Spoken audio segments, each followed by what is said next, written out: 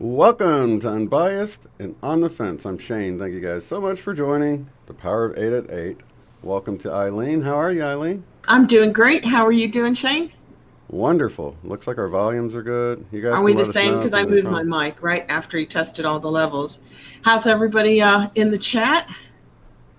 Let's see. Yep, people are pouring in here. Our usuals, our regulars, our intending, manifesting family. Yep, Mel and Angela and hey, Mel, Angela. Zeke's in here. Was that Angela who was on last night? Yeah, wisdom of the Illinois. Yeah. It's so nice to hear your voice. Yeah, it is nice to put Mel's a voice. Mel's been on before. I remember Mel. Didn't we talk about like numbers that day? Was that the Mel or was that Todd when we were crunching numbers and our brains fizzled? Yeah, Todd. I don't know where Todd's been. Has Mel been on before? I feel like I don't think Mel's called in before. Have you called in before, Mel? I don't think so. It's a lurker and a listener and a commenter. Yeah. Big time. But he's in the chat all the time, so I appreciate. Lots of love to you guys in the chat for always being here and joining in with us. Thank you. It's like a big family get together. It is, and getting ready for ECETI. Wasn't that a fabulous show on Monday? I was loved it. In fact, you should probably replay it before we go to ECETI. Just throw it on someday for us to revisit. Mm-hmm. Yeah, matter of fact, Diane, who helped organize the Austin get-together, she's the one with the lake house that we went to. Yep. She said she was actually a part of his study or his survey or whatever a while back when he did it. Or whatever. Well, I was too. So was Sherry, and so was Ronnie. So Sherry's kind of gathering us together for a Monday night in June. If you can get a hold of Diane and Ronnie, because Ronnie, I don't have your email. Do you have Ronnie's email or phone number from all those times that she called in? I might have her email. If I can type it in. Sometimes people have something that's nothing like their name, so I'll type in Ronnie and. Oh yeah, and then it'll be. I think Sherry's that way. She's got Mom's Love Hillary, so I have to type it in correctly and not put in Overprotected, Bella, or Sherry.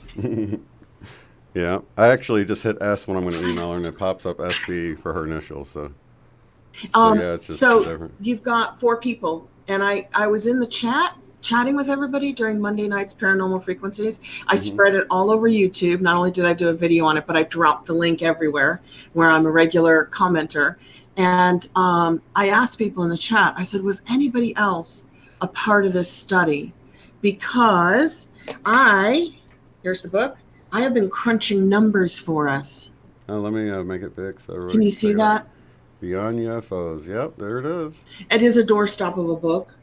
It's like a textbook, and it reads like a textbook, which I'm finding kind of fun because I'm not in school anymore. So it's kind of nice to go back to a textbook type Especially format. when it's data that you're interested in. Yeah, when it's fascinating. How cool is that? And it's mind-blowing stuff because a lot of the stuff is flipped on its head from what you expect. I mean, a lot of stuff is flipped on its head. So I did do a statistics class because I have a minor in psychology and a major in journalism, and I had to take and do statistics and logic and logistics. So I'm applying ancient knowledge, which means when I was 25 years old, I'm now 58, to this book to try to help me kind of understand some of the areas in the book are vague. And I'm like, how can I get out of the vagueness?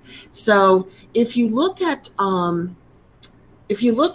mean, nobody has the book yet, right? On page 26, he actually does a table, and tables are so great because they do a picture for your brain. And he says the most commonly seen NIHB, non-human intelligence being, which means it's in the flesh, as opposed to the NIH, which is the NHI, the non-human intelligence, which is just in your consciousness. You're communicating back and forth, but you don't see them. right? He says the most commonly seen and alien or ET extraterrestrial is human looking. Now, who would have thought that?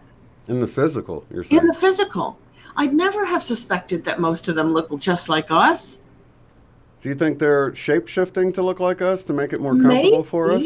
Or maybe those are the Nordics, you know, because the Nordics are like really beautiful humans, but very blonde and very like translucent white skin. Maybe those are classified as human looking because they have hair like us. The next one is the short gray, right? Tall gray. Then hybrid children comes next, which is way up on that list. I would have expected hybrid children to be way down at the bottom, like very, very few people seeing them. The next one is insectoid or what is it? It says mantid. Mantid. Yeah. Manatus. Is that how you say plural of that insect? Isn't it the praying mantis? That really scary looking bug, right? Yeah. So that's a mantid. And then the next one down is reptilian, with only 13% of the respondents having seen a reptilian. Very, very low, but very, very high on the scale of YouTube videos, right? Yeah. There we go again with everything being flipped on its head, because the reptilian is the scary stuff. It's the Garden of Eden. It's the serpent. Yeah. You know. And it's the shapeshifters that are supposedly the Illuminati are all reptilians, and the Queen and all that are reptilians. They're all bad. Keep in mind, there's no good reptilians. That's. I'm being facetious, guys. You're being facetious. We can tell. Just like there's good and bad in every single group. You know what I mean? But these numbers are not what you would expect, right? No, not at all. No, not according to like if you just watch YouTube videos or movies. Okay, so this gets weird then. Then it says spirits and ghosts. Okay, and that's a 10% sampling. Large animal, 5%. Small animal, 3%. Now, I do know that some people, including me and my family, will see an animal like a baby bear, which will make us stop the car, and that's when we'll have our missing time.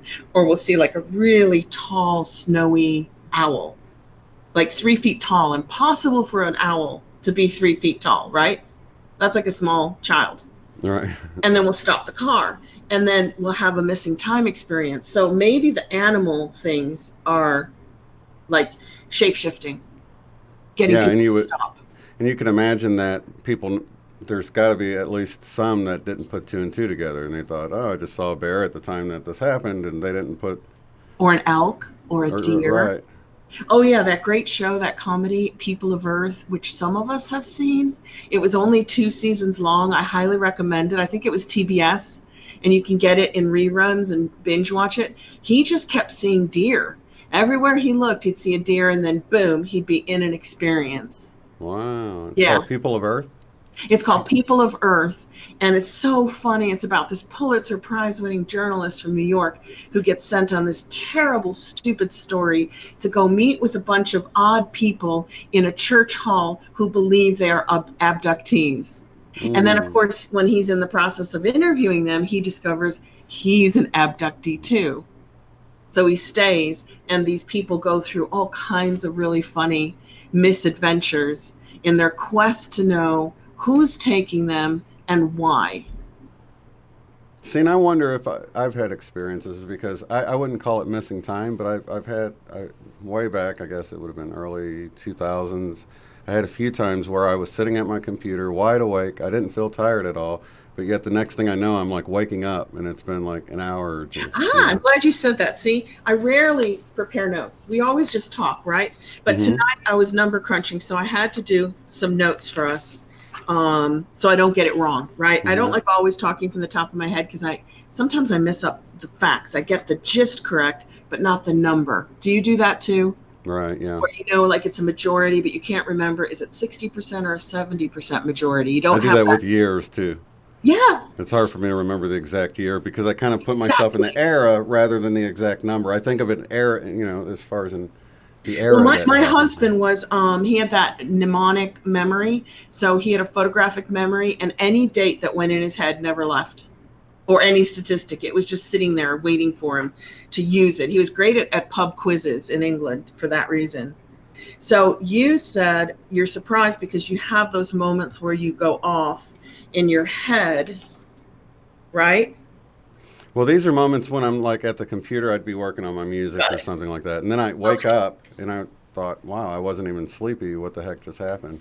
Okay, It's just kind so of that goes disorienting. back to Ray during the interview.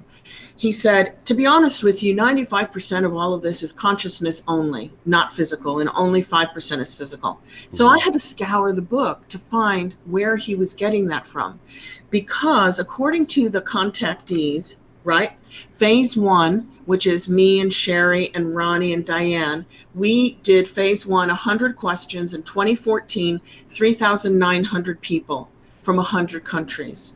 Mm. Okay. Then phase two, they selected 2,200 of those to go on and answer 600 multiple choice questions. Ronnie was part of that, but Sherry and I weren't. I'm not sure Then, about Diane, how far she yeah, went. I wonder how far she went. That was 2016. Then in 2017, because this book was published last year, 2018, they selected 1,400 of the 2,200 to write essays to fully describe what did the craft look like, how did it fly, what did the beings look like, what did they tell you.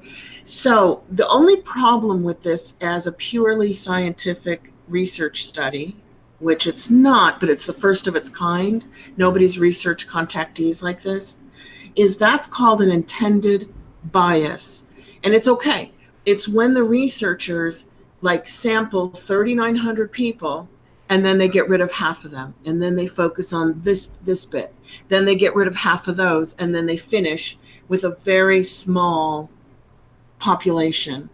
And what happens is your biases as a researcher then get involved in the data because you might be excluding people that shouldn't be excluded, but maybe you have a bias that you didn't like how they reported something, you know? Or they could have had some sample questions within it that could be answered contradictory, and they use that as a test to see if they wanted to Now, contribute. that's You know what not I an mean? intended bias. In logic, that's called something else. That's when you throw in red herrings. I Right. forgot what it's called, but somebody with a scientific background, I think Ronnie has a It's like the scientific same background, question might remember reworded. what that's called. Right.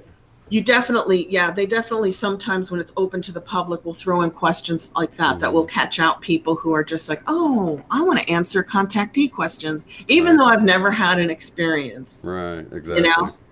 So the reason I brought that up is that he said 95% of all contact is conscious, which is like when you're saying, oh, I kind of drift out and then I come back to, and 10 minutes has gone by and I thought it was 60 seconds, or half an hour has gone by and I thought it was 5 minutes. What he's getting that from, and I find this an interesting bias, which is in the book, and they're promoting it that way. They're saying these are our conclusions. These are our opinions. Hmm. These aren't necessarily what people are saying. This is what we, the researchers, are saying. And what they're saying is something really fascinating, and that's that all of this is related. That being picked up by aliens or seeing alien craft is the same as seeing a ghost in your living room. It's the same as meditating and going out of body and seeing a spirit guide. Hmm. It's the same as having a near death experience, flatlining, and seeing a dead relative or Jesus. They're lumping together all paranormal contact. Because the common thread in all of those is consciousness, right? Isn't that how you Exactly. explained it? Right. Exactly. So that's really important when you read this book because Hmm. you're not going to find that 95% figure anywhere. You're going to have to really find it in their summaries and their conclusions where they're saying this is all one kind of contact. It's non human to human. Okay. Like we're all talking now. Jane and I are talking human to human. You guys are in the chat, human to human. They're lumping together all non human contact and saying 95% of it happens right here. But if you go back to the statistics of the people answering the surveys, like Sherry and Ronnie and Diane and me, those people actually say that, here, I'm going to get to the right statistics. Oh, here's another possible bias. It's 57% female, 43% male. So more women were willing to go on and respond, and it's 71% white. So that's built in. That's a bias built into the study. And the age group is 45 to 64. I got this on Facebook. So, of course, it's going to be in the 45 to 64. But what about the kids on Instagram in their 30s and their 20s? We miss them. Elderly people, we miss them. So actually, we're sampling a small group of white women, basically 73%. It would be tough, though, wouldn't it, to go out and try to make sure everyone's represented, and then because they have to have the experiences. So I guess to kind of put it out there and who responded is. So that's not a criticism of the book. It's a fact of the book. We have to realize when we're reading it that they only sampled 71% white women between the ages of 45 and 64. So if we could expand that somehow and get old people, young people, Black, white, Hispanic, Indian, Chinese, you know what I mean? Yeah. That would be super cool. But I bet they'd pretty much have similar experiences. Like I think it's a pretty good sample, probably. Yeah, I think the commonalities would still be in there. But of the people who are talking only about contact, not about ghosts, OBEs, NDEs, dead parents, and spirit guides, 51.4% had their experience with an extraterrestrial through consciousness only, and 49.6%. So 49% had it in the flesh, and 51% had it through the mind. That's a far cry from 95% of all experiences with the paranormal are consciousness. Wow, so it seems like there's this difference that if you're having a ghostly visit or seeing a dead loved one, like mediumship, you know, maybe you are a medium and you can contact your dead loved ones, or you're going to a medium, that those are quite different experiences to the extraterrestrial human experience. That seems to have its because channelers or anybody would fit into that. Yeah, they do channelers. Yeah, anybody who contacts non-human intelligence is considered part of this. 95% is through consciousness, which is kind of cool, because they find that when people have physical contact, like that's 49%, almost 50%. So let's go 50-50. 49 to 51 is such a small margin, you know. Probably within the margin of error that they would even I wound up being 50 more people responded that it was consciousness than responded it was physical. So it's just like 50 people, 49 people made the difference. So when you go there, they come back from this and they see ghosts, and then they have an OBE. That there seems to be some correlation with having contact and becoming more psychically open, aware, attuned. That's interesting. I wonder if it's like something in the brain clicks and they get beyond the cognitive dissonance, that things can even happen. Because if you can see something out of the corner of your eye and you're like, well, I mean, we were just talking about the elementals and stuff. Most of the time they could fly right by us and we just think, oh, that was a bug or a moth or something. And little do we know, it was a little fairy that flew by. It's only when you really expect that it could be something other than a bug that you might really examine it and say, oh my God, that's a really good point. You know? If you don't think it's possible, how can you possibly learn more about it? So having this experience opens you up to these possibilities. Now you're seeing ghosts or elementals. Yeah. You know? Yeah, I remember it was said that way with, you know, they were able to sneak up on the ocean, I guess, the Spanish Inquisition, because they weren't expecting to see any kind of boats floating in or something. So they couldn't actually they didn't know what they were looking at with the sails. Didn't they call the sails clouds? I don't know. I don't know how it worked out. I read somewhere that they said the white sails were low clouds on the horizon. They couldn't even know what they were looking at. Yeah, that's interesting. And they've also said that we could have giants walking around that's as big as a building, but your brain wouldn't see it, because I'm like, I think I would see if a big giant was walking around. Well, what if it was in a slightly different frequency? Right. So in order to see it, you'd have to be Mandela affected. You'd have to be psychic. Because psychic only means that your frequency is not like this, it's like this. Right. Got a wider frequency. So maybe to see the giants, if they're real, you have to have a wider awareness. So here's some more fascinating things that you guys are going to love.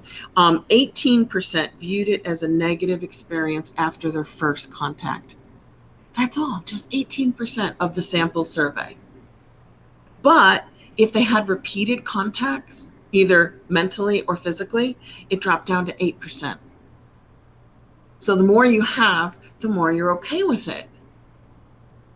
Yeah, the more you see they could have done you harm and they didn't, or maybe Yeah. you reap some health benefit, a Oh my healing or God, something that's like so that. cool. 50% responded that they had a healing, or they requested a healing, or they requested a healing for a loved one. Kind of like Ray's story about the dog who Yeah. was sick in the living room, and then the dog and his wife disappeared in front of him, and the Hmm. dog came back healthy, and his wife thought those were angels, right? Right. Because angels made sense. Hmm. Well, what So, about your sister who sees it more negatively than you do? Maybe not like traumatically negative. She yeah, just she's doesn't not like it, traumatically right? negative. Hi, Leslie, if you're in the chat, she's usually here. Healthy Hmm. aging tips from an old lady. I don't know. We were talking about it months ago, and she was talking about possibly reestablishing contact Oh, wow. because So when how she, many experiences did she have? Just as many as you, or? I think so, but I think I might remember more. Hmm. Like I remember mine from the age of 5 to present, and I think she remembers hers from a teenager to Hmm. present. So she might have blocked out some childhood memories, maybe. Right. But she had young children involved, and then and me too, and Right. that's the next generation. And then your instinct as a human mother is to protect your children and cut off contact. But then, Exactly. her kids are all grown and everybody's happy, so she's thinking, well, maybe I should reestablish contact if it's available. you know Yeah. and there's some interesting stats on that too.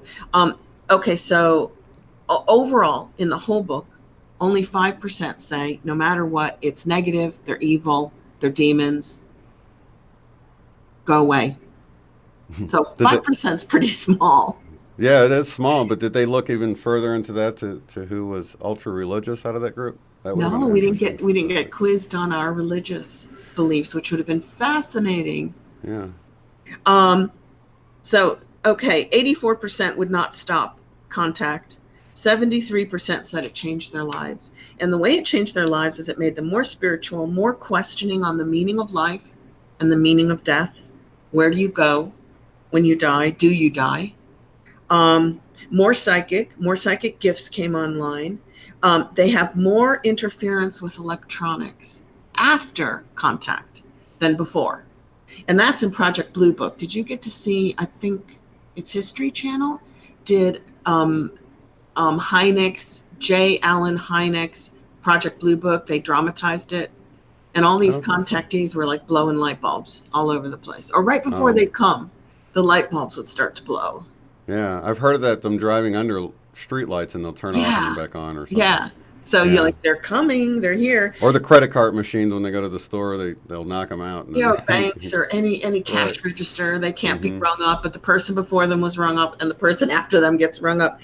They also become more ecological and want to save the planet, and they become more forgiving. So that's kind of cool. Those are Hmm. like all good things. Yeah, they all fit in the category of expanded consciousness or awareness of the way the Yeah, planet's treated, awareness. You know what I mean? Just which makes me of the suspect that effects. everybody in our family here is somehow connected and has contact, whether they know it or not.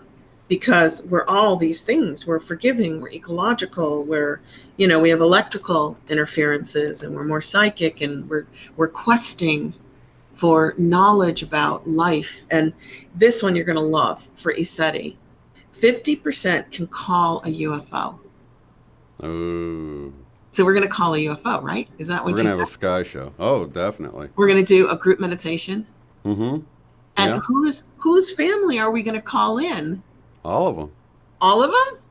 Yeah. Do you think they can get along up there? Yeah, I think they With do the, actually. There's no yeah. war up there. So, Right. that's what's really interesting is all the messages is of peace and not of war.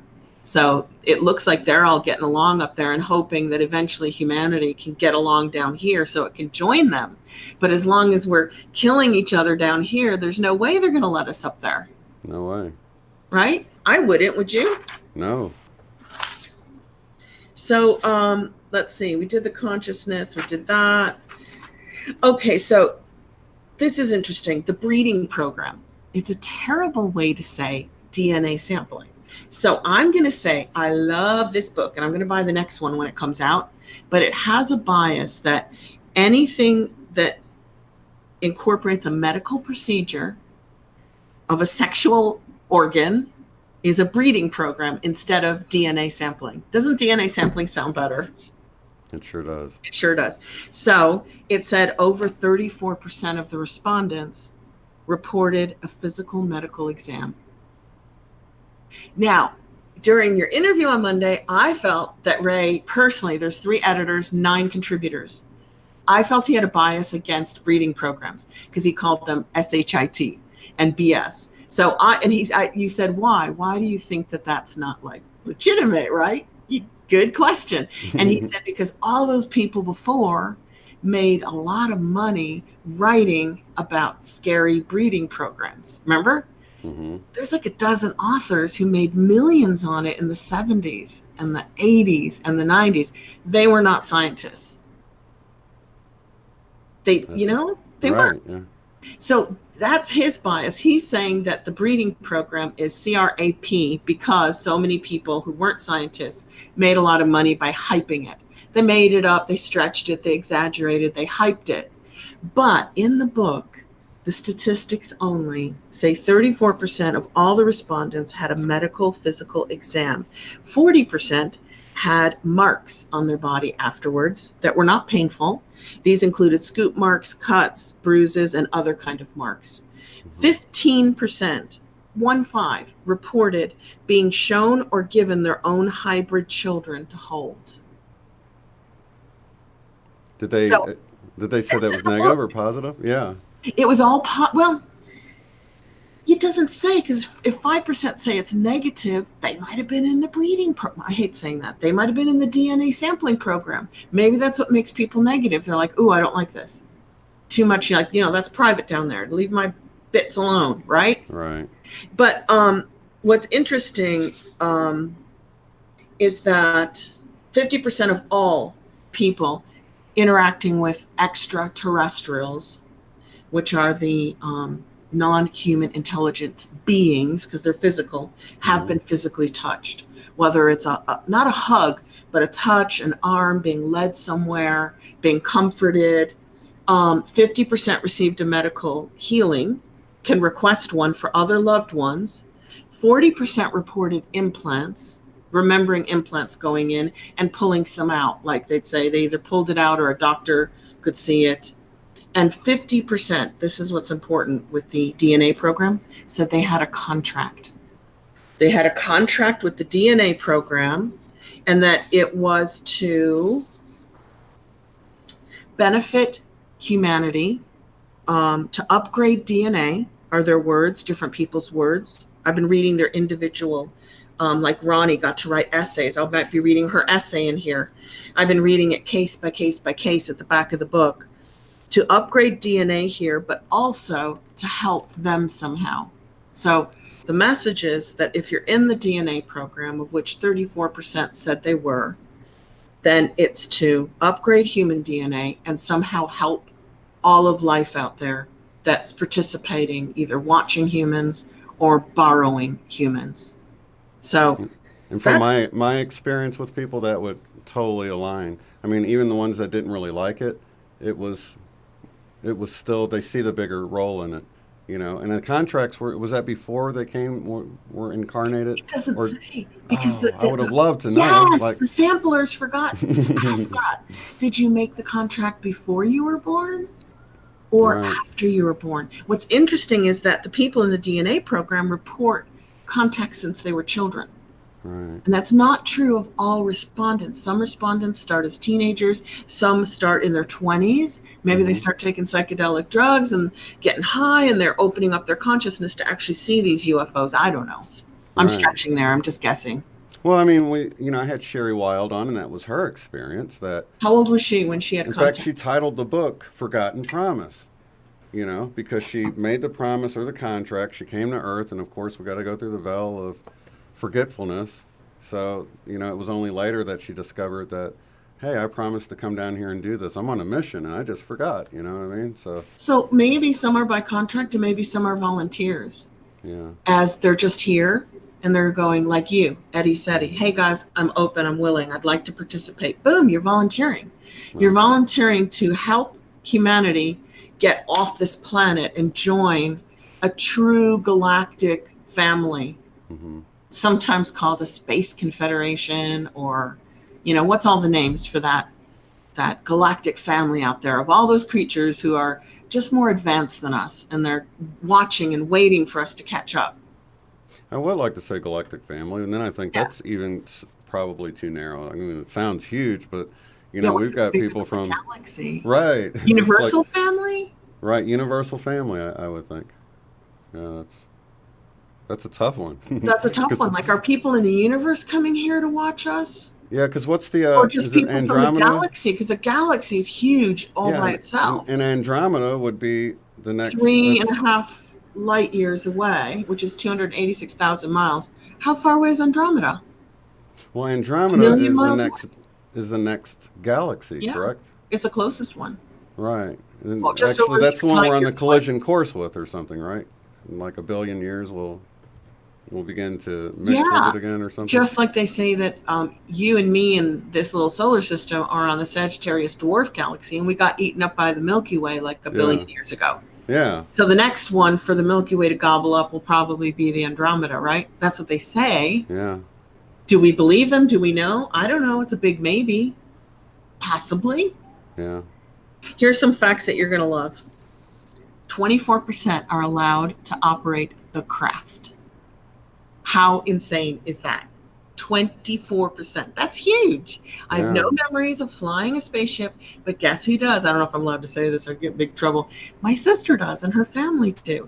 And I'm like, are you serious? You got to fly the craft? And she and her husband and her family were telling me it's like you use your mind. There's like this big circle thing. It's depicted in a lot of movies, and you get to like touch it, or there's some contact with the craft, and the craft is thinking. All of its metal is alive. It's thinking. Mm-hmm. And then with your mind, you can say, go left, go right, go straight, go up, go down. How cool is that? And then when you look at current military studies, we have that ability now. We have got the ability in a computer, right, to make a hand attached to that computer, go left, go right, go up, go down, just with your thoughts. Yeah. They just haven't applied it to a whole craft yet. But they got this little robotic arm doing what you're thinking, right? Mm-hmm. I saw it. I mean, it looked real. Yeah, that's awesome, too. You think left, it goes left. You think right, it goes right. And some of the newer craft, or more advanced, I should say, instead of newer, is it was actually created with part of the pilot's DNA or something. I think that might have been. I can't. Was that remember. A movie or was that for real? Because I believe that that's what this DNA program is about, too. I can't remember. It was one of the guys that David. Well, it was either Corey Good or who's the other guy? Yeah. I think. I like Corey Good better, but the other. Yeah, the guy with the starry eyes. The scary guy. What's his name? Come on, people in the chat know. Overprotected would know because we're talking about her boyfriend here. David Wilcock. It is right. Oh yeah. Emery Smith. Emery Smith. You got it. I should know he turned up at the David Wilcock Portal of Ascension conference that my sister and I went to. He came. Wow. Yeah, at the end. But I mean, I'm allowed to say things, right? I can have an opinion. He came up like dressed military style with military dogs, and I don't know. It was just kind of like, I don't know. I feel you. Pacifist. Well, it's even like with Corey or Emery, I especially with Corey, I believe what he's saying, but I just have to wonder how much of it could he have been put in a virtual reality thing and he experienced it. So but you believe he believes what he's saying. He's telling the truth, but how much of that has been programmed? Exactly. That's really my reservation. I think he's a good guy, and I think he thinks he's telling the truth. Oh, God, yeah. I mean, at first he seemed kind of nervous and a little bit like hypnosed, and now he's just really, and you can tell he doesn't really want to do down it. To earth. Yeah, he's getting used to it now, but at first you could tell he was reluctant to even be out there speaking about it. Yeah, he didn't look comfortable, did he? So I'm putting this away because the last thing I have to say is I love it. I'm halfway through and I'm going to finish it. I'm going to buy the other one. And it has a bias. It has a bias of trying to make people feel that all UFO and non-human interactions are positive. And I would say for the most part, that is true. And I love the fact that people are saying that in this. But the book's authors obviously want people to believe that. Mm-hmm. And I don't blame them with all this talk about space wars and getting a space force, right? Like, Mm-hmm. okay, everybody, we're going to need an extra $25 gazillion to create this space force. But then what's the space force money really going to be used for? If there's no intergalactic war and no solar system war going on out there, which it seems that people in the Contact in the Desert crowd are always saying, there's a war, there's a war, there's a war, you just can't see it, and the good guys are winning. But these people who actually have experiences say there is no war, there is no fight, they are merely watching us and, if anything, helping to upgrade our DNA. This is a different story to all the space wars. Now I know they have. It's really impressive the list of people that they have helping them with everything, and I'm wondering how many of them are experiencers. Are all of them experiencers? I don't know. They didn't tell. They didn't share their personals. They should have. That would have been great. There's people from Harvard, Columbia, Stanford, I believe. Because I can see that causing the bias. Because if you had a great experience and all you hear in the media, mainstream media, is how horrible it is, you would really feel compelled to get the word out that, hey, it wasn't negative like they're portraying it. It was a very positive thing. In fact, I think they healed me, or I think, who was it? One of the guys they said they took a big clump of black out of his lungs way back. He was a smoker, and they cleared out of his lungs, and then they were showing him like what we're doing to the earth. Blood pressure. They've fixed broken knees that need knee surgery. Yeah. I've been reading through the medical essays of what's been healed. Anything. Yeah. And you can ask repeatedly. I don't know. It seems like the people on YouTube who go, well, this was my experience, always report a positive one. Have you ever watched those? Like people you don't know and they didn't write books. They just tell you that it was all okay. Mm-hmm. And there's a lot of those. That's what I love about YouTube and stuff. Because there's people that's on there telling their story that would have never wrote a book or spent the time, It's much easier to sit down with the camera in an informal setting and just like you're talking to anybody and share your story, Yeah, I feel there's a lot of truth in here because they're sampling the people involved. Yeah. I do feel the authors have a bias, but it's okay as long as you can pick it up as you're reading. You're like, okay, they want this to be okay. But then the information supports that. Mm-hmm. So their conclusions are supported by the people. So that's an okay bias for me to say that it's okay to have ET contact. Now, they do not say if it's okay to have ghostly contact, but they include the statistics in there. They don't say whether it's okay to have an OBE. They don't say whether, obviously, it's not okay to have an NDE on purpose, right? Mm-hmm. So they kind of leave things hanging, and rightly so, for other people to decide. So do you feel like they should have kept those other things separate? I do, but that's because I'm a contactee. So I'm like, hey, you're muddying the waters here. But no, maybe I need to open up my mind a little more and say, yes, I'm a contactee, but I've had an NDE. So is that a coincidence or not? I've had OBEs. So maybe they're right. Maybe it's all connected. And I wonder, because when I had that out-of-body experience at night, I remember trying to figure out if I was out of my body or not, touching the walls, it felt like I was out of the bed. Yeah. I don't know why I didn't out of the house, out of the universe. It was like, did you feel like there was no limits? I wish I would have. No limits anywhere. I went from my bedroom to my bathroom, back to my bedroom, realized that I wasn't in the bed and popped back in. It's like the moment I realized it, I popped back in my body and I was like, oh, I was out of my body. Dang. It felt so real. I was out. I should have stayed out because then you could go above the roof, check out your neighborhood, and then go to France. I know. I could have went to the pyramids. I think the pyramids would be my first stop for sure. What happens after you're done exploring the Earth, whether it's a plane, a dome, flat, or a planet? Then you start going out, and you start exploring what's out there. Yeah. And it's really strange because in my experiences, I don't run into Pluto or Saturn. I just run into big emptiness with stars. And I'm like, whoa, it's huge out here. But I've never managed to get to another planet. It would be difficult. I guess, but if I can get to the pyramids, why can't I get to Pluto? I guess I've never asked. I've never said, okay, we're going to Pluto tonight. I've never given myself that direction. Mm-hmm. That's interesting because when I think of the way psychics and just in general, the way we connect, it feels like you have to really have a phone number of someone to reach them, or you'd have to have like their social security number. You need all of this information, but people like I think it was Tom Campbell that was talking to somebody, and he was able to go out of his body and look at the guy's mom, without any direct. He didn't say, "Hey, where's her address?" Why is it that psychics can look into someone and not really have enough information that they could even find them in real life? But they can, and it's the same way. I don't have to know my way to the pyramids, but I just think of it and I go there. Yeah, you will. Because I spoke to Jim, who's a medium, and he's a very good medium in Ohio. Mm-hmm. And I said, how do you do this? How do you connect with people's dead loved ones over the phone or over Skype? They're in California, you're in Ohio, and their dead loved one is somewhere else, not on this planet, right? Right. And he said it's all instantaneous. It's intention-based. You request it and you get it. It's entanglement. It's like that person in California was entangled with their dead loved one. So all he has to do is talk to that person to get to the entanglement and connect with the person off the planet instantaneously.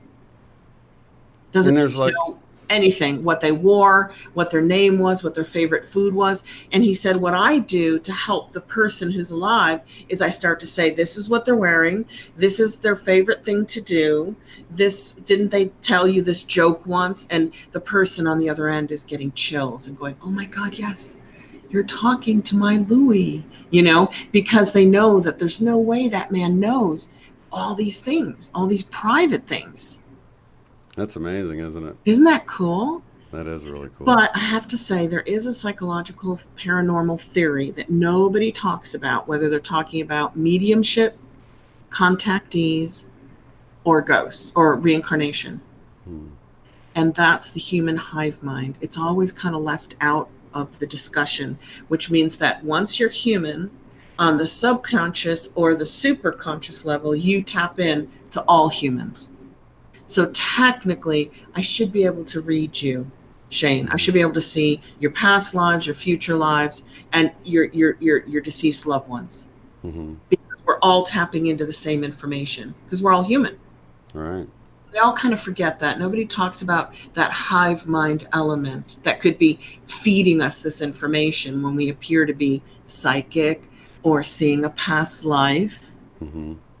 A lot of that stuff can fall under the category of telepathic too, I mean, it would appear to be psychic at times when you're just reading someone's thoughts. You can say, well, are you thinking about blah, blah, blah? And they're like, yeah, well, you're psychic. No, you were saying it. I heard you saying it in your head or whatever. I heard your thoughts. Telepathy. Or saw that's actually hearing it. Yeah. And like when I had this past life regression, and I got to a couple of past lives that were never determined whether they were on Earth or off Earth. It was never determined because the language was so different. Was that me in my far ago past? Or did I tap into the hive mind and see other people's lives and just go, oh yeah, that was me and that one was me. And that would explain why like 1,000 people say they were Cleopatra. Because they're under and they get to her, they get to see her life and they go, yeah, I was Cleopatra, I was Caesar, I was Napoleon. Yeah. Nobody will say they're Hitler. At least they wouldn't admit it, right? Joan of Arc or Jesus. I was Hitler. Oh my God. Then they're telling the truth. Well, it was, I think, Dolores Cannon in Keepers of the Garden that was actually talking about how when someone from another star system comes here and they haven't dealt with this 3D environment called Earth, they get I think it was imprints. Gosh, I hope I don't screw it up, but I think it was imprints. Yeah. And they basically have all of these lives loaded onto their consciousness so that they know what it's like to experience this. Whether that was them or not, they're carrying it. What about Seth? What about Jane Roberts saying that you have an oversoul?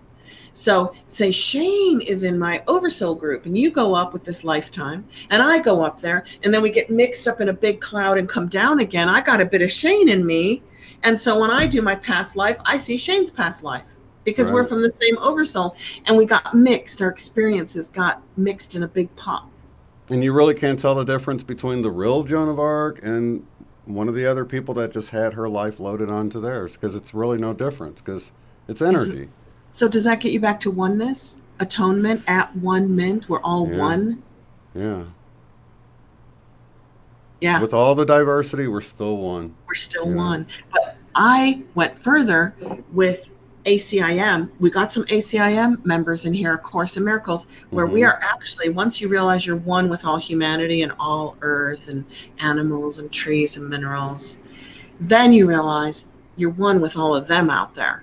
All of those other races watching Earth and Mm-hmm. maybe sampling DNA from Earthlings.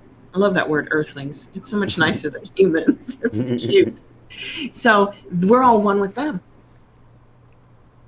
Not Yeah. just the special ones who volunteered to come back here to help the planet progress, but Yeah. even the people who aren't, like, connected to that family. They're one with all of them anyway, right? Totally. Yeah. Yeah. So I So, like that. so here's some information on disclosure. If you've been following SMQAI and Chick on Saturdays, a lot of our group does watch them. Um, just a lot. It's an awesome show. It really is. It's very, very. It's serious and it's more scientific led, and it's also fun. So fun, serious, scientific. Um, he did a couple of videos this week about disclosure. And do you remember we were saying in December 2016, Nick Pope, is that his name? Pope, that ex-defense minister from England who's always on Ancient Aliens. He came on Fox News, the New York Post, and the Washington Post or the Washington Times. I don't know, one of those. And he was interviewed with a small disclosure of the US military had this secret program that supposedly ended in 2012. I know the program's still going, or maybe it has a new program. So maybe Right. this program ended in 2012, which was studying, it was an Air Force program studying UAPs, unidentified aerial phenomenon. So our government coincidentally renamed UFOs UAPs.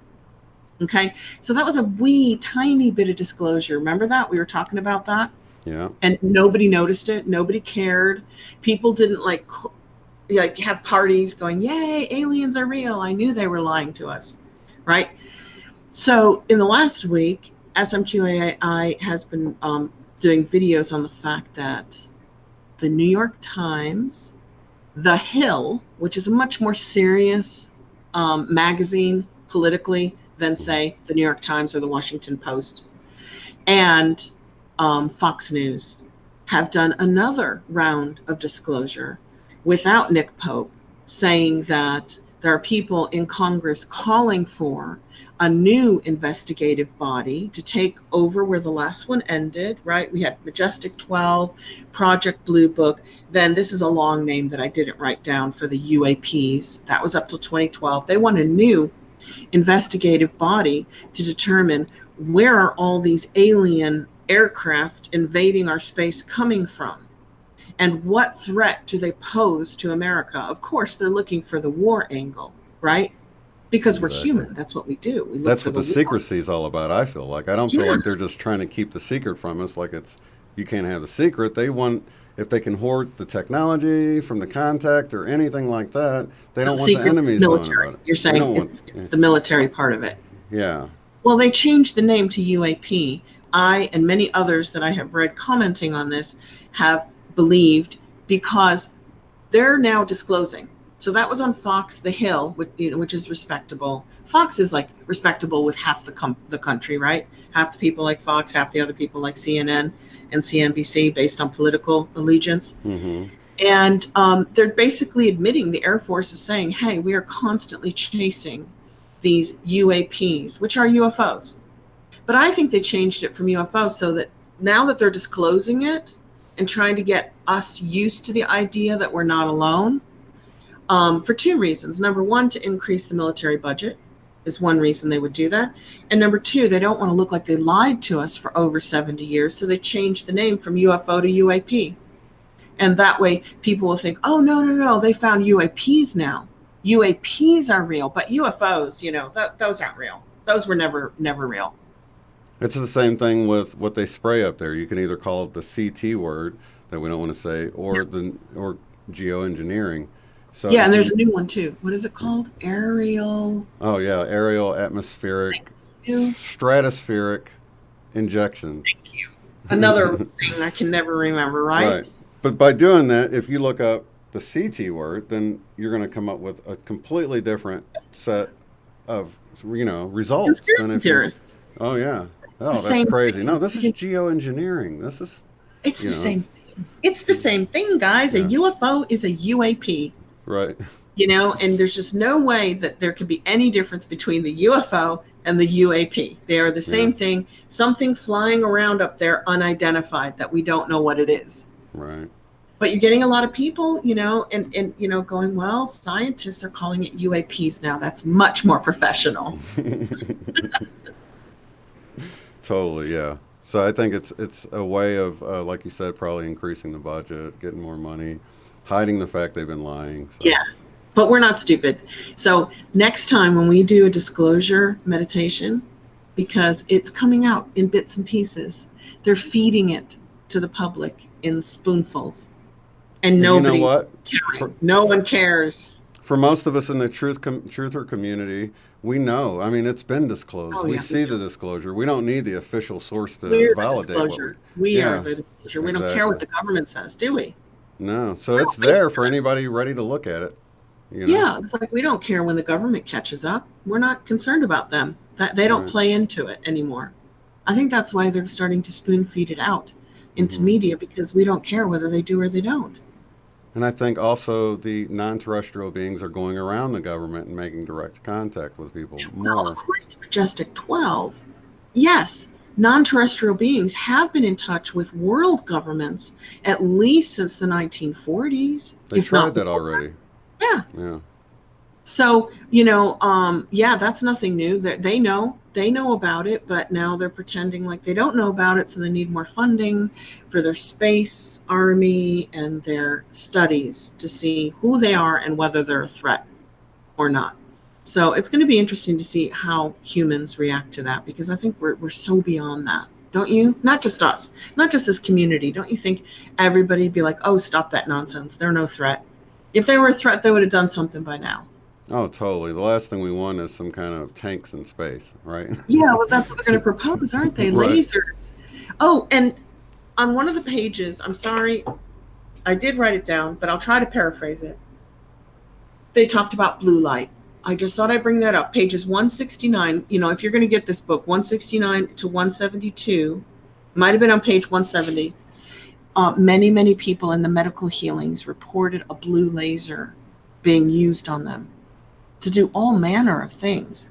So now the blue laser is supposed to be the cold laser, right? And the red laser is the hot one that starts fires and burns. I don't know. So the typical laser we see that's more of a greenish blue, or is this a different? This book, it's totally different. They use instruments and implements with a blue light on the end. And it's got to be different to the dental one. You know how they do a white filling and then they put a blue light on it, which is UV light? It can't just be that. Right. Right. To change bones and change chemistry and change atoms. I thought that was interesting because of That is interesting. Bruhl's BQH and the blue light. And we were Yeah. all in blue light. And then there's people in here talking about the blue light being used to heal them. That's interesting. And more than one person in this book. Yeah, it's weird how, you get the rainbow and the golden. I mean, you think you get the green and the orange and the yellow or something, but blue seems to be that one that stands out. If it's not golden or silvery or rainbow, iridescence, it seems to be blue, doesn't it? Yeah. And then we talked about the Theosophists last week who say that there are 7 rays. I don't know if there are. There could be more, there could be less. And we're on the blue ray. We're on the 5th root race of humanity, which Right. is in the chakras. It's the throat one. It's the blue ray. So time we start speaking up, right? Yeah, because then this will be the 6th. Giving a voice. Well, this Given will be eyes the to 6th, see. 4th, 5th, 6th. Yeah. And then 7th will be just the purple ray, the Saint Germain ray, the angelic kind of ray. Hmm. The connection with source. But there's always an 8th chakra that nobody ever talks about. It's a pure white one, way above the head. Some people call Right. it your star seed, and it's there's an 8th chakra. I don't know why we always think in terms of 7. Are there 8 nodes in the musical scale? I thought there were 7, but 8 notes, isn't there? A, B, Yeah. C, D, E, F, G. No, because do is a There's repeat. Do, re, mi, fa, sol, la, ti, do. Do is another. Exactly. So there's only 7. Yeah, so there's only 7. It So repeats on the 8th. One is like the space between starting over again on 1, like 1, 2, 3, 4, 5, 6, 7, space, or rest. 1, 2, 3, 4, 5, 6, 7, space, or rest before you start a whole new sequence of a scale. Right. Right? That's why 8 stands for new beginning or infinity, or the 8th day of the week is really the first day of the next week. Yeah, so it has a different meaning. And then if you read the Theosophists through Alice Bailey and Madame Blavatsky, they're talking about the notes within the ray. So like we're all on the 5th ray here. We're the 5th root race of humanity, supposedly, if you follow the Theosophists. And then each of us are on a different note. And they go by the scale, 1 through 7, plus a rest in between, the 8th. Wow. So on the 5th ray, somebody might be working on the 1st note, which would be the red first chakra, which would be all about building houses and maybe medicine and life support. It's all about life. And then the second... Foundational, I guess. Yeah, foundational. And then the other people in the blue ray are working on the 2nd note, which is the orange, the 2nd chakra, the creation. Mm-hmm. And it could be creating things, art, music, or creating fertility. Babies, yeah. Right. And then of course there's the 3rd, which is your power, your source, where your energy comes from your solar plexus, your solar chakra, and the solar energy from our solar system. Those are all tied together. And then I guess those people would be growing and harvesting food and somehow working in energy, because that's the energy note. And then other people would be in the 5th ray, which would be all about communication, and they'd be on the heart note, which is green, all about love, forgiveness, and so on. Right. And then, of course, this one, really cool, being in the 5th ray, but on the purple note, the 7th, is that the 7th one? Yeah, all about seeing, understanding, consciousness, quantum awakening. I feel like we're kind of there. Yeah. I think we're always exploring this note on the 5th ray. Definitely, yeah. Don't you? Yeah. More than this one, which would be the communicator, the singer, the songwriter, the news person, the teacher, the communicator. I feel like you and me and people in this community are more about the consciousness. Who are we? What are we? Why are we here? And the expansion of that consciousness, which gives you broader vision, or not to get tunnel vision, sort of getting caught up in the petty, worldly sort of division that they want us to get in. Yeah, the vision, the 3rd eye. Yeah. Yeah, okay. So this is where we're sitting up, guys. Our community is pretty much in the 7th note of the 5th ray, and the 5th ray is blue. But then if you taint it with the purple of what we're doing, what color would you get with blue and purple? Is that brown? No, blue and purple. Well, I think it'd be kind of like our border we have around here. We have blue and purple, sort of a violet, I guess. Violet flame, Saint Germain. Yeah. Okay, well, I don't mean to rush us, but we have to start our meditation so your son can do his computer stuff. Oh, yeah, definitely. We've got 10 minutes for that, and then we can sign off. So did we have a topic for tonight? Thank you, guys. Thanks for letting us talk about this book even more. Yeah, it's such a fascinating topic. I don't know. You guys... It's part of disclosure, though. That's another element of this whole realizing that, hey, it's not all doom and gloom and scary stuff. Yeah, it's understanding so that we're not afraid of them out there because we understand it more. Mm-hmm. But I mean, I do want to do disclosure more, but we've done 2 disclosure meditations this year. But next time I want to do it more specific and say honest disclosure, truthful disclosure, because we're getting fed a line of disclosure from people who do the popular disclosure, which is doom and gloom and scary, and the government, which says we need a military disclosure. You know what I mean? I want truthful, heart-centered, realistic disclosure. And we've never asked for that. We've never put parameters on it. We've just said, please increase the disclosure process. And it's happening. I mean, if it was in 3 publications last week. Yeah, because we did one, and I think we talked about it because something about the disclosure came out right after we did the disclosure meditation. Yes, and what happened is last week, more disclosure came out. Yeah. They're spoon feeding it and nobody's caring. Nobody's like going, wow. They're like, yeah, yeah, yeah. We all know about that. So what do you think? Maybe we've kind of done one with about connecting with our galactic family. We What have. about Oh, should we do one for ESETI? I know it's months away, but it would tie in with tonight's topic. yeah, That we could if do. we go to ESETI or if we stay home, even if we choose to stay home, that we as a group can connect with And our also cosmic those in the family, group that want to go and don't know how in the world they're going to make it, can go. they'll manifest a way to get there, and they Okay. won't even have to worry about it. They'll just a miracle, little miracles to get people And then there could we together. possibly, I don't know how the Wi-Fi will work there, but if we could do a live group I don't meditation, think there's internet there. I think you're off the grid there, but I'm not sure. I don't know if if we that's could where he let broadcasts everybody from. in our community know what time we're going to be sitting down and doing it from their homes, they can sit down and do it too and request contact. Hmm. Like we'll be doing it in a group. It's We in can record Washington, it and show them later. right? It's not in Utah, it's in Washington, It's right? in Washington, yeah. And then at that time, they can be sitting in their houses all over the world and requesting contact at the same time with their galactic family or galaxy family if they want. If they want to join into that energy, they can if they know when we're doing it. Hmm. Yes, they're saying yes, please. So yeah, so making a way for everyone that needs to be there and wants to be there, they can Okay. get there. And for those who choose to stay home to be able to join us in spirit and join in that energy of contact. So somehow Exactly. we have to sneak out of the wilderness what time we're doing it, what time we're going to start the group We'll meditation. have to make some food runs and stuff, so I can at least get on and make a post or something on my channel Okay. to get the word out. Okay. All Awesome. right. That's cool. That's super cool. And then we're going to have to run right after this so your son can get on Okay. his. Does he have a There you go. channel? Is that what he has? He has a little channel? Um, no, this is for something different that he's doing. Okay. Well, still, we got to make room for him, and he needs his online time, doesn't he? Okay. I'm just going to disappear here. Got the right one. There we go. Okay. So, everybody, just get really, really comfy in your chair or your sofa. Do not do this while walking or driving. Oops, I lost my earbud. I'm going to have to put that back in. We always forget to give the little whatever they're called, disclaimers of don't do this while operating heavy machinery. There we go.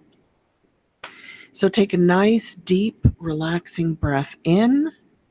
Let it fill up your lungs to capacity. Hold it. And exhale it all back out, letting go of any tension anywhere in your body. And another deep, relaxing breath in. It's very cleansing. And exhale it out, letting go of any stress. And finally, take another deep, full, relaxing, cleansing breath in. Extend your tummy a little bit. Hold it for a few moments. And exhale it out. And as you do so, every muscle in your body starts to feel a little bit more relaxed.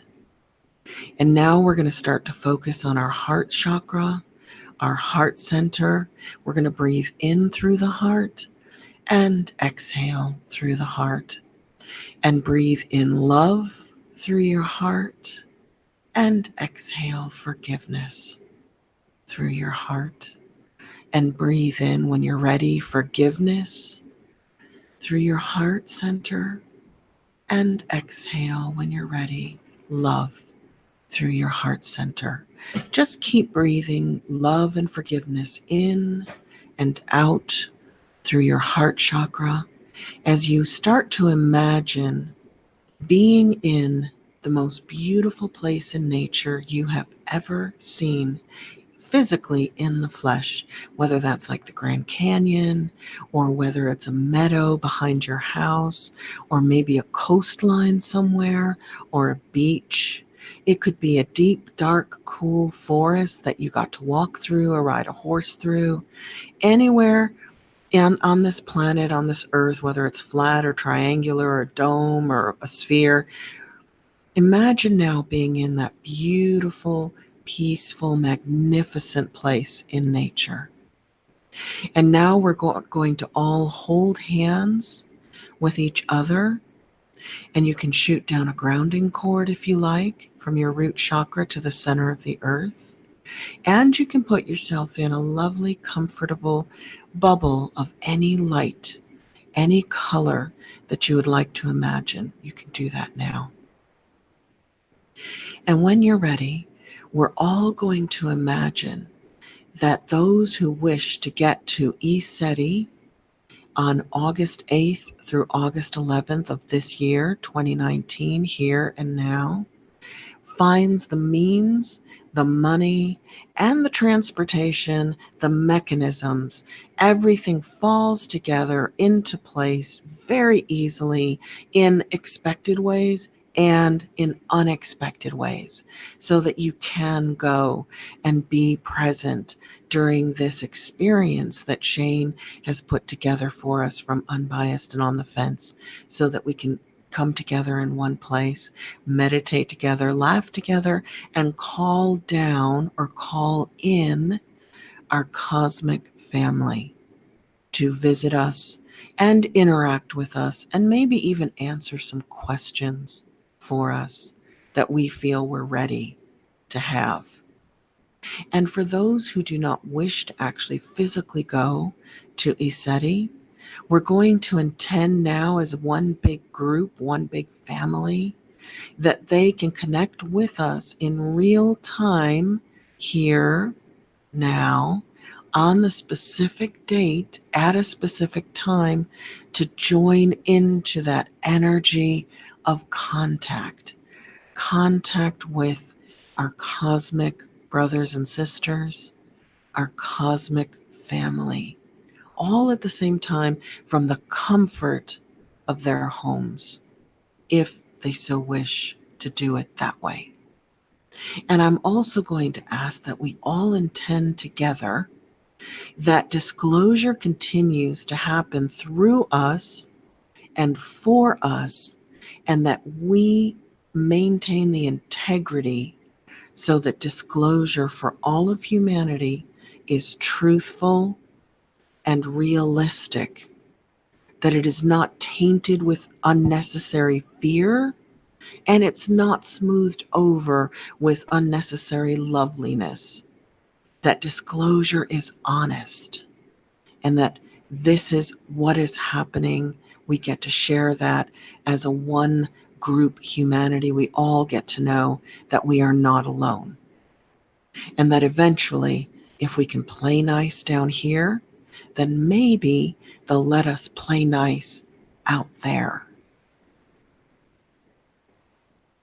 So I'm going to go silent for just 3 minutes, and we get to intend on these 3 things any way that we please. We get to feel it, we get to see it, we get to hear it, we get to experience it. Whatever way works for you to manifest through your intentions, please do so now.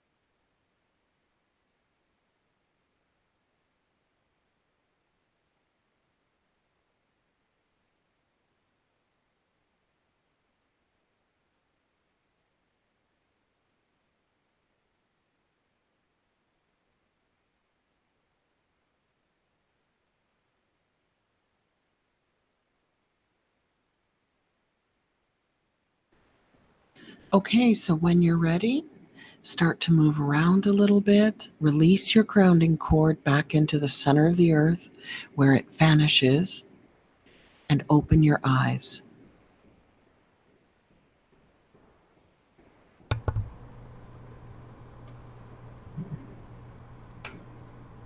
Awesomeness.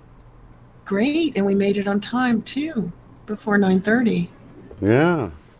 Thank you so much, Ronnie. And I'm looking forward to that. I can totally imagine us all holding hands in a big circle and Me this too. huge ship coming. And Me wouldn't it too. be cool if we could be taken up with our consciousness and And shown some physically. stuff? It'd be Or nice even physically, yeah. and consciousness, so that we've got memory, cellular memory, and consciousness memory. Can you Yeah. ask Ronnie now for her email so you can ask her to come on? I think it's June 16th, Paranormal Frequency. Sherry's organizing it. Yeah, Ronnie, if you could, I don't know if you can email me so I have your email. I We're thought trying to we've get emailed people before. from our community who are in this book. So maybe we'll have Diane too, right? Yeah, that'd be awesome. Yeah, and anybody else who participated in Yeah, this. anybody else who remembers taking the survey in 3 parts. Well, awesome. Cool. Well, thank you guys in the chat for being here and participating. Thanks, And guys. once again, yeah, it's August 8th through the 11th. I'll have a video coming up shortly. And really, it's cost to get there. It's pretty cheap to get in. I think if you have your own lodging, it's like $10 to get in. Or if you We want to better stay start there, it's booking it, right? actually, yeah. Well, if you want to do the lodging, you don't have to book anything with ECETI. You know, we're just there that weekend, and it's a Skywatch weekend, so you don't have to reserve anything. They're not going to run out of space or anything. You know. Okay, but didn't they say they had rooms? They have like one cabin, but they're probably going to shut that down for renovation or something like that. I'll So have are a you video telling that me now explains that all we're of that. all camping? Or staying in nearby lodging. I think it's 20 minutes away or something like that. Okay. So, some people are staying in motels, but I'll have all that information, how far it is and all that coming.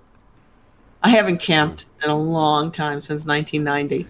Well, you So- can actually rent. They have tents that are already made, have a air mattress, like a queen size air mattress in it already. So you Perfect. won't be sleeping on the ground. So And no snakes. No snakes crawling at night.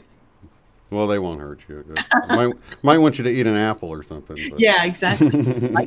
Enlightenment, folks. Our eyes will be open. Take a bite. Your eyes will be open. Well, lots of love to you guys. Thank you again, Eileen, for such a Thanks, great everybody. meditation. And we'll see you on the next one. Peace. If you'd like to support the work I do, go to paypal.me/UOTF. Thanks.